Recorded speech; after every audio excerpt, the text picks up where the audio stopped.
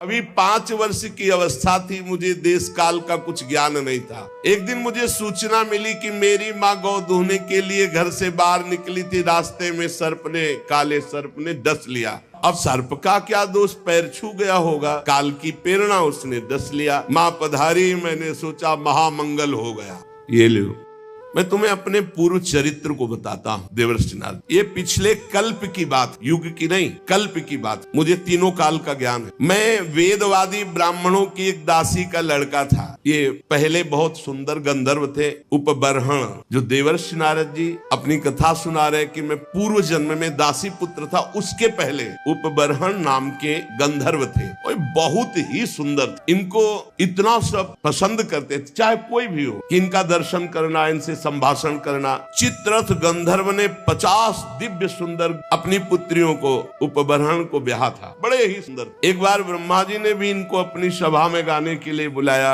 उपबर्हण को, भगवान का यश गाने। अब ये उस सभा में तो गए, बहुत रूपवान थे, जो देखे लुभायमान हो जाए। तो ये भगवान का यश न गा करके जो अप्सराएं और सब तो रूप सौंदर्य सांसारिक गाने लगे। ब्रह्मा जी गए, सभा में बुलाए गए, हरि यश गान करने के लिए तुमने सांसारिक रूपों का गायन किया, इसलिए तुम दंड के अधिकारी हो, जाओ नीच योनि को प्राप्त हो। तुम्हें गर्व है अपने इस रूप का, जाओ तुम नीच योनि को प्राप्त। शाप सुनते तत्काल शरीर क्षीण हो गया, नष्ट हो गया। और ये कालांतर में द्रुमिल गोप की पत्नी कलावती के गर्भ से प्रकट हुए। किसी कारण से द्रुमिल गोप जब पधार गए तो कलावती इनको एक लेकर, साधु सेवी ब्राह्मण थे, उनके यहाँ दासी भाव से रहकर इनका पालन पोषण करने लगे। तो वही कह रहे हैं कि मैं पिछले कल्प के अपने पूर्व जीवन में वेदवादी ब्राह्मणों की एक दासी का लड़का था। वर्षा ऋतु में चातुर्मास जैसे चल रहा है तो महात्मा जन एक स्थान पर 4 महीने टिकते,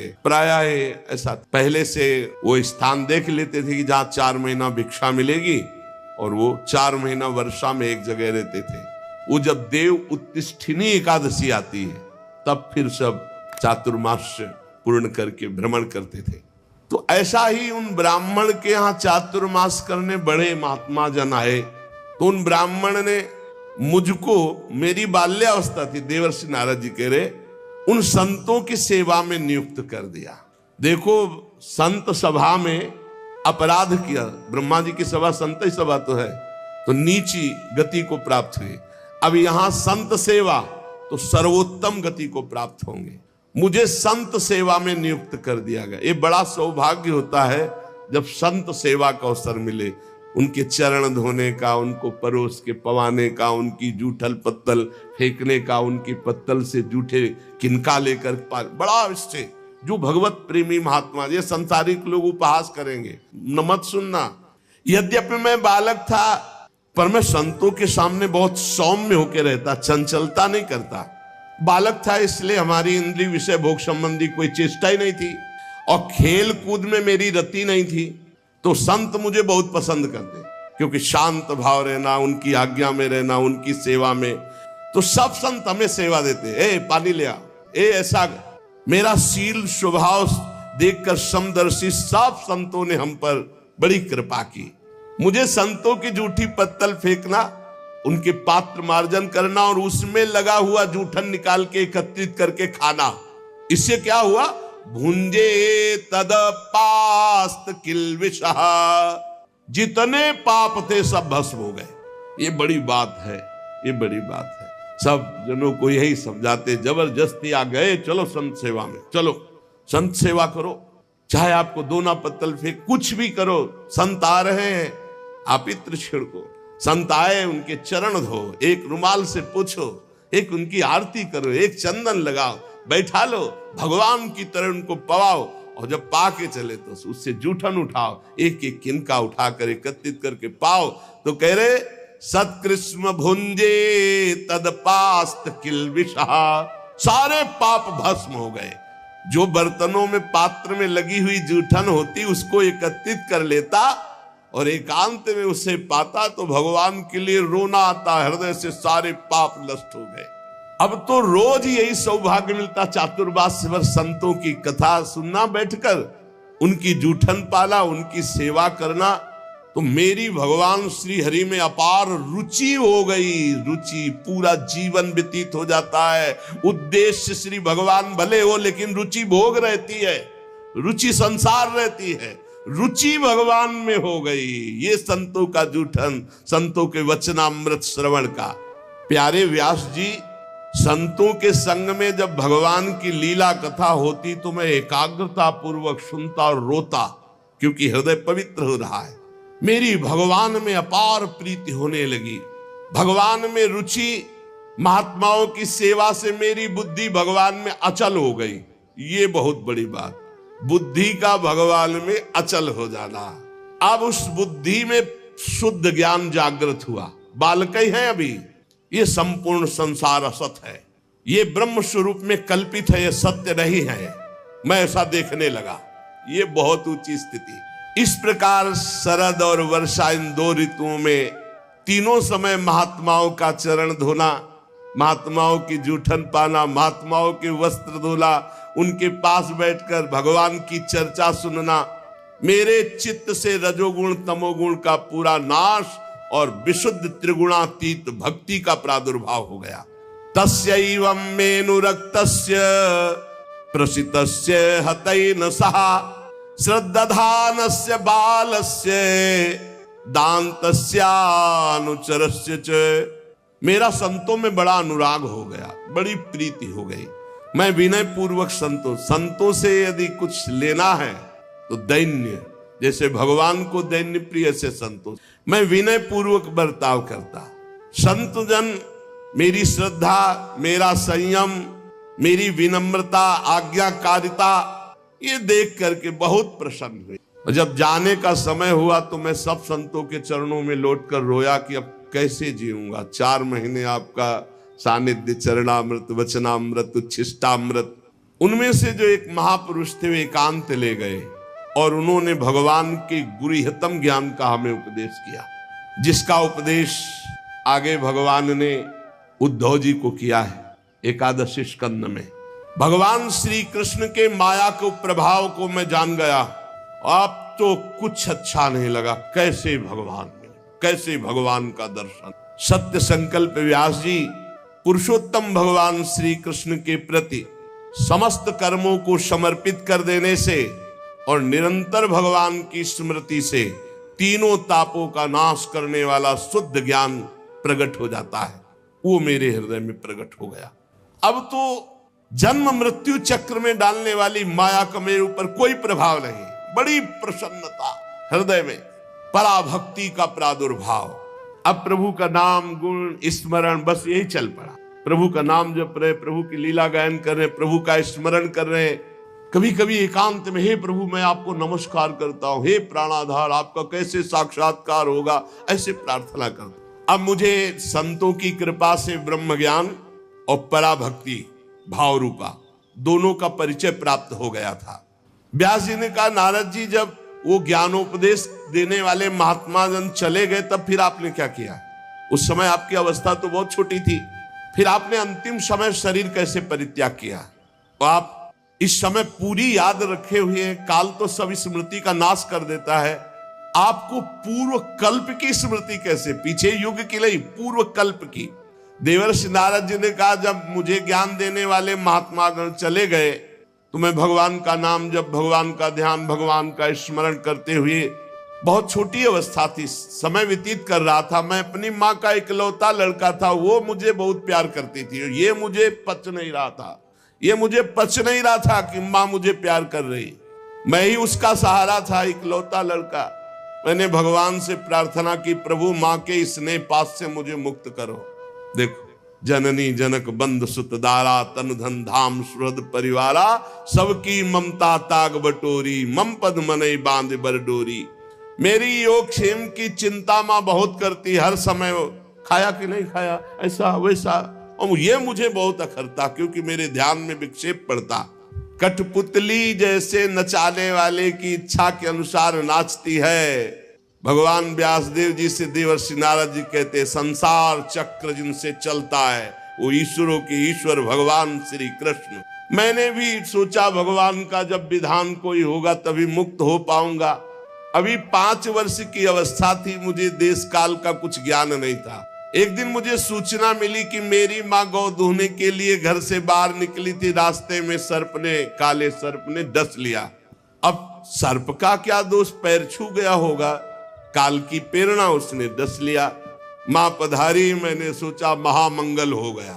ये लो, यह है भक्तों का हृदय। महामंगल में जोई जोई प्यारो करे सोई मोहि भावे। अब तो कोई रोक टोक नहीं ना, कोई प्यार कर। भक्तों को डर किससे लगता है जानते हो? नफरत करने वालों से नहीं, प्यार करने वालों से। जो भगवान के प्रेमी जन होते हैं वो अपमान, तिरस्कार, निंदा करने वालों से कभी डरते नहीं, लेकिन प्यार करने वाले से डरते हैं। श्रद्धावान जो हो, कहीं हमारी चित्त वृत्ति इधर न चली जाए। नारद जी ने कहा महामंगल, महामंगल बड़ा अनुग्रह है, और चल पड़े उत्तर दिशा की ओर। बस चलते ही गए। नगर, गांव, देश, खाने, खेड़े, नदी, इन सबको पार करते हुए आगे देखा बड़ा शीतल जल, जो जलाशय विशाल है, कमल खिले हुए हैं, पक्षी कुहुक रहे, भौरे मड़रा रहे। बालक 5 वर्ष का अकेला ही इतना लंबा मार्ग तय करके, नरकट, बांस, सेठा, कुश, कीचक, ऐसे जंगल में, वहां सांप, उल्लू, सियार, भयंकर जीवों का घर। पर मुझे भय नहीं लगा, क्योंकि मैंने जान लिया था कि वही होगा जो श्री कृष्ण रचे हैं। मुझे जोर से प्यास लगी थी, बालक था ही, इंद्रियां शिथिल हो गई थी, भूखा भी था। अब उस बढ़िया सरोवर में स्नान किया और जल पान किया, थकावट मिट गई। पास में देखा विशाल एक पीपल का वृक्ष था, वहीं जाकर आसन लगाया और बैठ गया। भयावह जंगल, पर जैसा संत महात्माओं ने मुझे बताया था भगवान का स्वरूप, वैसे ही मन ध्यान करने लगा। एकांत, भक्ति भाव, वशीकृत चित्त द्वारा जे भी आर्त भाव से भगवान को पुकारा, मेरे नेत्रों में आंसू, शरीर में रोमांच, और भाव में भगवान प्रकट हो गए। भगवान, ये व्यास जी उस समय मुझे कैसे तुम्हें बतावें जो आनंद प्रकट हुआ भगवान के प्रकट होने पर। रोम रोम पुलकित हो गया, हृदय शीतल शांत हो गया, आनंद की बाढ़ आ गई, और मुझे तनिक भी ध्यान नहीं रहा मैं कौन हूं, कहां हूं, कैसा हूं। भगवान का ऐसा सुंदर रूप, मेरा मन लुभायमान हो गया। बस अभी आनंद ले ही रहा था कि सहसा रूप अंतर ध्यान हो गया। अब तो आसन से उठ खड़ा हुआ, विकल हो गया, चिल्ला चिल्ला कर रोने लगा। बहुत बार आसन लगाया, ध्यान धरने की चेष्टा की, पर वो रूप नहीं आया। बार बार विकल होकर भगवान को पुकारा, अब इस रूप के बिना मैं जी नहीं सकता। अतृप्त हो गया, अशांति बढ़ गई, कैसे प्रभु का रूप अब दोबारा देखे। वन में भटकने लगा तो आकाशवाणी हुई, खेद है, इस जन्म में अब तुम दोबारा दर्शन नहीं कर सकते। अध कचरे योगी को मेरा दर्शन असंभव। ये मैंने तुम्हारा चित्त लुभायमान करने के लिए अपनी तरफ से दर्शन दिया है। ऐ निष्पाप बालक, तुम बस इसी रूप का ध्यान करते हुए निरंतर मेरा नाम जप कर और शरीर की आयु पूरी होने का इंतजार कर। अब तुझे कोई वासना नहीं फंसा पाएगी। अल्पकाल में संत सेवा से तुम्हारी चित्तवृत्ति परम पवित्र हो गई, इसीलिए संत सेवा से प्रभावित होकर मैंने तुम्हें दर्शन दिया, ये तुम्हें लुभायमान करने के लिए। अब तुम्हारा यह शरीर जब छूटेगा तो तुम मेरे दिव्य पार्षद देवर्षि नारद के रूप में जन्मोगे, प्रकट होगे। ये भगवान ने कहा। तुम्हारा दृढ़ निश्चय कभी नहीं टूटेगा। सृष्टि का प्रलय हो जाने पर भी तुम्हें एक एक बात की स्मृति रहेगी। मैं हर समय तुम्हें देख रहा हूं, तुम निश्चिंत रहना। बस मेरे ध्यान में, मेरे भजन में शरीर छोड़ो और आओ, मैं दिव्य पार्षद रूप तुम्हें प्रदान करूंगा। मैंने आकाशवाणी जिस दिशा से हुई थी झुककर प्रणाम किया। बस लज्जा संकोच छोड़कर भगवान के नाम का कीर्तन करता हुआ समय व्यतीत करता। कब शरीर छूटे। स्पृहा, मद, मत्सर ये सब नष्ट हो चुके थे। अब तो काल की प्रतीक्षा करता हुआ केवल विचरण करता। भगवान की कृपा से मेरा हृदय कृष्ण प्रेम से भर गया। जैसे बिजली कौंधती ऐसे अचानक मृत्यु आई और मेरे शरीर को नष्ट कर दिया। जे भी शरीर नष्ट हुआ तो सीधे भगवान के समीप गया और भगवान ने मुझे दिव्य चिदानंदमय देवर्षि नारद शरीर दिया। ये पांच भौतिक नहीं है, ये चिदानंद है। त्रिभुवन में कहीं भी वायु के समान देवर्षि नारद जी जा, और कभी मृत्यु नहीं होनी। प्रारब्ध कर्म पांच भौतिक शरीर में होते हैं, चिदानंद में नहीं। सबको चिदानंद मिलता है जो भगवान के निजन होते हैं, जैसे दास्य, सख्य, वात्सल्य, गोपी, सहचरी, ये सब चिदानंद स्वरूप। जब भगवान नारायण कारणों प्रणयकालीन समुद्र के जल में शयन करते हैं, उस समय भगवान ब्रह्मा जी सारी सृष्टि को समेट के, जैसे दुकानदार अपनी पूरी दुकान को समेट के घर जाता है, ऐसे सब समेट के भगवान की श्वास के साथ उनके उदर में जाके पूरी सृष्टि लेके शयन करते हैं। 1000 चतुर्युगी बीत जाने पर जब ब्रह्मा जी जगते, तब सृष्टि करने के लिए तीनों लोकों के जीव सब बाहर आ जाते हैं। फिर दुकान फैला दी। ये ऐसे ही चल रहा है। मैं भगवान की कृपा से वैकुंठ से लेकर अनंत जितनी रचना है, सब में बिना रोक टोक के विचरण करता हूं। मेरा कभी एक क्षण के लिए भी भगवान का भजन नहीं छूटता।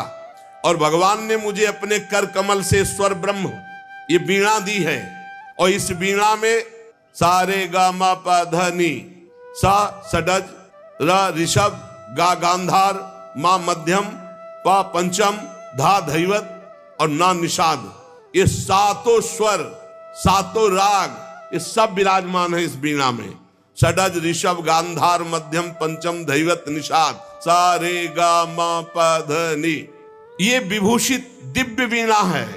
इसमें मैं भगवान के नाम का और लीलाओं का गायन करता रहता हूं, और जब चाहता हूं उसी समय प्रभु प्रकट होकर मुझे दर्शन देते हैं। जब जब जहां पुकारा भगवान वही है।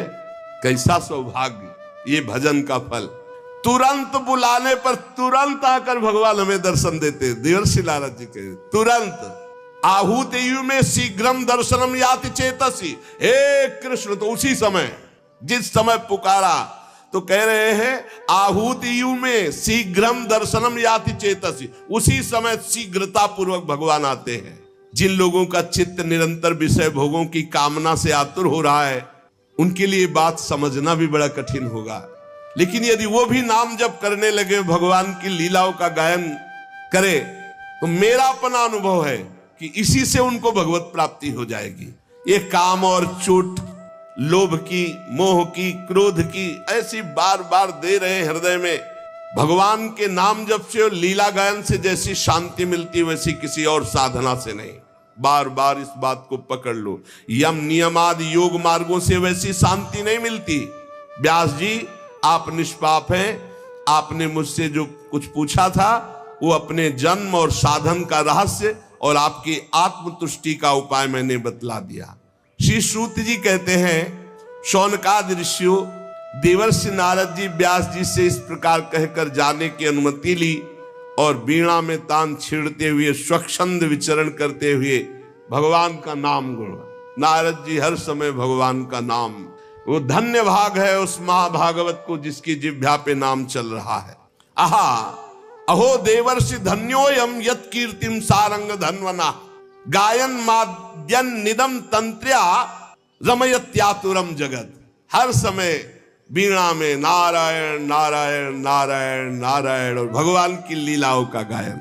धन्य है ये देवर्षि नारद जो सारंग पाणी भगवान श्री हरि की कीर्ति, उनका नाम हर समय आनंद मगन होकर गाते हैं, और त्रिभुवन में जिधर जाते हैं उधर मंगल करते हैं, त्रिताप का नाश करते हैं। श्री शौनक जी ने पूछा, सूत जी, सर्वज्ञ एवं सर्वशक्तिमान भगवान व्यास देव जी ने जब नारद जी का ये वचन सुना, फिर उनके चले जाने पर उन्होंने क्या किया? श्री सूत जी ने कहा, ब्रह्म नदी सरस्वती के पश्चिम तट पर शाम्याप्रास नामक एक आश्रम है। वहां ऋषियों के यज्ञ चलते ही रहते हैं। वहीं व्यास जी का अपना आश्रम है। उसके चारों ओर बेर का सुंदर वन है। उस आश्रम में बैठकर उन्होंने आचमन किया, बद्रीवन, और स्वयं अपने मन को समाहित किया। उन्होंने भक्ति योग के द्वारा अपने मन को पूर्णतया एकाग्र और निर्मल करके आदि पुरुष परमात्मा और उनके आश्रय में रहने वाली माया को देखा। जिस माया से मोहित होकर ये जीव तीनों गुणों से अतीत होने पर भी अपने को त्रिगुणात्मक मान लेता है और इस मान्यता के कारण भारी दुख भोगता है, जन्म मरण आदि। इस अनर्थों की शांति का साक्षात साधन है केवल भगवान का निरंतर चिंतन। पकड़ो, संपूर्ण माया से बचने का एकमात्र उपाय है निरंतर भगवान का भजन, निरंतर चिंतन। परंतु संसार के लोग इस बात को नहीं जानते हैं, यही कारण है कि उनकी दुर्गति होती है। बात पकड़ लो। इसीलिए बहुत सरल भावों से भगवान की महिमा, भगवान के सिद्धांत जिसमें भरे पड़े हैं, ऐसे श्रीमद् भागवत की संहिता की रचना की भगवान व्यास देव जी ने। इसके श्रवण मात्र से पुरुषोत्तम भगवान श्री कृष्ण के प्रति परम प्रेममयी भक्ति हो जाती है। जो निरंतर भगवान की भक्ति से हृदय भरा रहता है, उसका परिचय होता है कि निरंतर भगवत स्मरण परायण। भक्ति का क्या स्वरूप है? देवर्षि नारद जी ने बताया, तदर्पिता अखिलाचारिता तद स्मरणेन परम व्याकुलते। हर समय भगवान के स्मरण में इतना मगन है कि स्मरण छूटने का आभास मात्र हो जाए तो परम व्याकुल हो जाए, और हर आचरण भगवान को समर्पित। यही परम भक्ति योग है। जो ये भक्ति योग धारण करता है तो उसका शोक नष्ट हो जाता है, मोह नष्ट हो जाता है, भय नष्ट हो जाता है, विकार नष्ट हो जाते हैं, वो निर्विकार हो जाता है। इस महान भागवत संहिता को अपने प्रिय श्री सुखदेव जी को पाया, क्योंकि यही अधिकारी दिखाई दिए भगवान व्यास देव जी। शौनक जी ने पूछा, सुखदेव जी तो अत्यंत निवृत्ति परायण है, वो आत्मा में रमण करते रहते हैं, उनको पढ़ने लिखने का ग्रंथ अभ्यास का कैसे भाव आ गया? 18,000 श्लोक पढ़े कैसे? वो तो अपने स्वरूप में रमण करते हैं। श्री सूत जी ने कहा, जो लोग वास्तविक ज्ञानी हैं, जिनकी अविद्या की गांठ खुल गई है, ऐसे आत्माराम पुरुष भी भगवान श्री कृष्ण की हेतु रहित भक्ति किया करते हैं, क्योंकि भगवान के गुण ही ऐसे हैं। भगवान के गुण बड़े बड़े सिद्ध आत्मारामों को भी आकर्षित कर लेते हैं। श्री सुखदेव जी तो भगवान के भक्तों के अत्यंत प्रिय और स्वयं भगवान वेद व्यास के पुत्र हैं। भगवान के गुणों ने उनके हृदय को अपनी ओर खींच लिया और वो विवश होकर के श्रीमद् भागवत का अध्ययन किया। श्री राधा वल्लभ लाल की जय।